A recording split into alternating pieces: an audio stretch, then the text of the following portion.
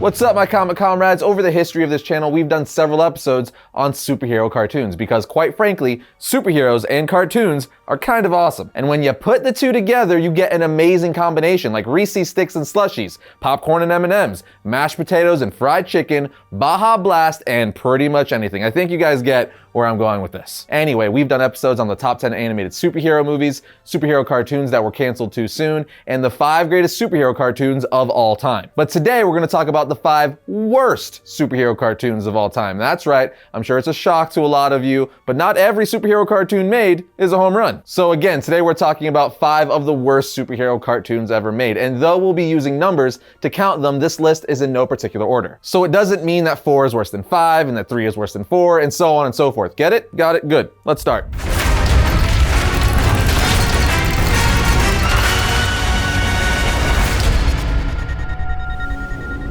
Kicking things off, we have the new Fantastic Four cartoon from 1978, which ran for 1 season with a total of 13 episodes. Off the bat, this was a horrible Fantastic Four cartoon because it didn't consist of the Fantastic Four. At least, not the real Fantastic Four. You see, during the time the show was made, Marvel was going through legal issues with the rights for the Human Torch, meaning Johnny Storm, the Human Torch, wasn't allowed to be in a Fantastic Four cartoon, making it a Fantastic 3 cartoon series. So having to fill the 4th spot because Fantastic Four, they made Herbie, the Fantastic Four's robot, the 4th member of the team. But the fact that this Fantastic Four cartoon series wasn't a true Fantastic Four cartoon series because you don't have the Human Torch wasn't bad enough, the stories were pretty bad as well. For instance, there's an entire episode where the Fantastic Four are fighting Magneto. Sounds fine, right? Seen it 1,000 times in the comics. But for some reason, instead of Magneto using his magnetism powers to fly and get around, he's in a car with a giant M on the front of it that of course stands for Magneto. But it gets worse. It gets so much worse, my comic comrades. He stopped at a gas station and asked the workers there for directions to the Baxter Building. One of the most feared and respected villains in all the Marvel Universe can't figure out on his own how to get to the Baxter Building, one of the most recognizable buildings in all of Marvel. I think it's time to move on.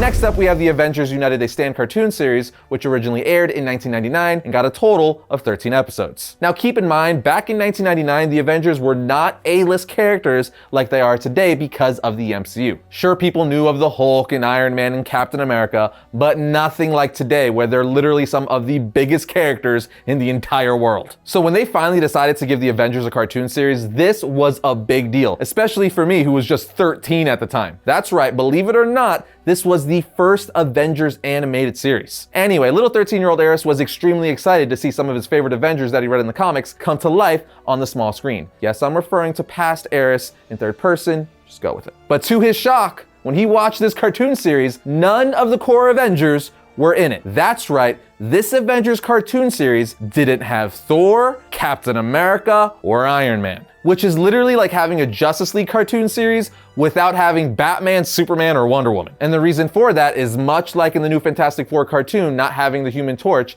this series didn't have Captain America, Iron Man, and Thor due to licensing issues and or rights for the characters. So out the gate, this series had a broken leg, like they were at a huge disadvantage. But you still could have made a decent or even good Avengers cartoon with Vision, Scarlet Witch, Hawkeye, Ant-Man, Falcon, Wonder Man, and so on and so forth, which this series had. But you know DC and Marvel, they're always at war with one another. When one of them does something cool or successful, the other one has to try to do their version of it. And at the time, the big hit cartoon series was Batman Beyond, aka a futuristic Batman. So they decided to make the Avengers in this cartoon series upgraded and futuristic in almost unrecognizable costumes and armor. Point is, the series tried to make the Avengers something they weren't, and because of that, along with them not having staple Avenger members like Iron Man and Captain America, it wasn't good. Even 13-year-old Arris was like, nope, I'm good. I'm just gonna continue to watch Batman Beyond. Moving along, we have Swamp Thing, the animated series from 1990. This series only lasted for 5 episodes. Yes, it was extremely short-lived, and that's mainly because, well, it was the opposite of, let's just say, good. First and foremost, let me just say, I like Swamp Thing as much as the next comic book fan. He's dope. but he should have never got an animated series directed towards children. He's a horror character, very much rated R, bare minimum PG-13. Some of his best comics in the story feature body horror and all kinds of things that kids shouldn't be reading. But if you want to sell toys, what do? You make a cartoon series about it. And it seemed to be a trend in the 90s where they took rated R movies, characters, and franchises and then turned them into cartoons aimed towards kids. They did the same thing with RoboCop. RoboCop got an animated series. I actually liked that one as a kid, but RoboCop is definitely not a character for kids. Same thing with The Toxic Avenger, another movie franchise that was definitely not for kids, but they turned it into a kids animated series to sell toys. And yes, as a kid, you're not paying attention to that sort of stuff. You just care if the show's good or not. But for the case of Swamp Thing, it wasn't good. Turning it into a kid-friendly version just did not work. Even the theme song for this series was just a version of the Wild Thing song that instead of saying Wild Thing, you make my heart sing, said Swamp Thing, you're amazing. But the icing on the cake was the series gave Swamp Thing two sidekicks, Tomahawk and Bayou Jack, a Vietnam vet. I'm sure there's gonna be people out there watching who are gonna say, are you kidding me? I love the show as a kid, and that's fine, to each their own, but I think the mass majority of people would be like, yeah, no. Next up, we have Ultraforce, first airing in 1995 and ran for 13 episodes. Now, if you don't know who Ultraforce is, they're a team of characters from Malibu Comics who were pretty popular in the mid-90s. I mean, the first several issues of their comic was drawn by famed artist George Perez. In any case, in the mid-90s, new comic book characters and superheroes were at an all-time high. You had the Image stuff giving us Spawn, Wildcats, and Savage Dragon. Then you have the Milestone stuff, which gave us characters like Static, Hardware, and Icon. And then, of course, you had Malibu Comics, which gave us heroes and characters like Ghoul, Prime, Hardcase, Siren, Nightman, Prototype, and so on and so forth. And several of these characters would even form a team called Ultraforce. Ultraforce became so popular, they even had a crossover comic with the Avengers, and then ultimately got an animated series. However, said animated series was not so good. Essentially, due to the popularity of the 90s X-Men animated series, the USA Network was like, we need something to compete with Fox Kids' X-Men cartoon. So they developed and made the Ultraforce cartoon. The problem was, it was so blatantly a ripoff, the majority of kids were like, why would I want to watch the D-list X-Men cartoon when I can just watch the regular X-Men cartoon on Fox Kids? And if you don't believe me or remember the show, YouTube the intro for the opening theme of this show. It is clearly inspired by the opening for X-Men the animated series. So like most kids, I just watched the X-Men on Fox Kids, which is why Ultraforce only lasted 13 episodes.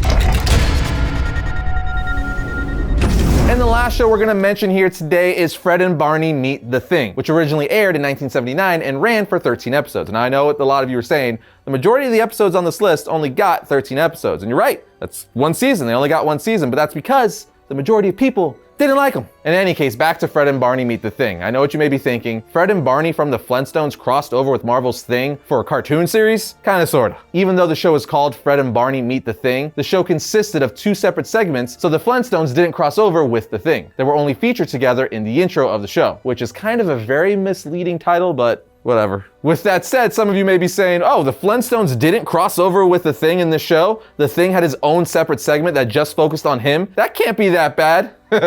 You'd be wrong. So wrong. Because this version of the Thing was completely different from the comic books, and not for the better. The show reimagined Ben Grimm as a kid in that Hanna-Barbera style. Now, don't get me wrong, I love Scooby-Doo, the Flintstones, the Jetsons, a lot of Hanna-Barbera stuff, but it didn't translate well for the Thing. But not only did they reimagine Ben Grimm as a child, he had two magical rings. For some reason, only God knows why, he had two magical rings that turned him into the Thing. And the kicker is, my beloved comic comrades, that he had to say, Thing ring, do your thing, while hitting both rings together in order to transform into the orange-rocked hero we know and love so much. Literally, orange rocks would fly out of nowhere, turning him into the Thing. I will say, once he turned into the Thing, it wasn't that bad, but there's no way I could get past the Thing ring, do your thing part. And the fact that he had to transform into the Thing, he just wasn't always the Thing, like the comics, really freaking weird. This isn't like a Banner Hulk situation. And again, I just really can't get over the whole Thing ring,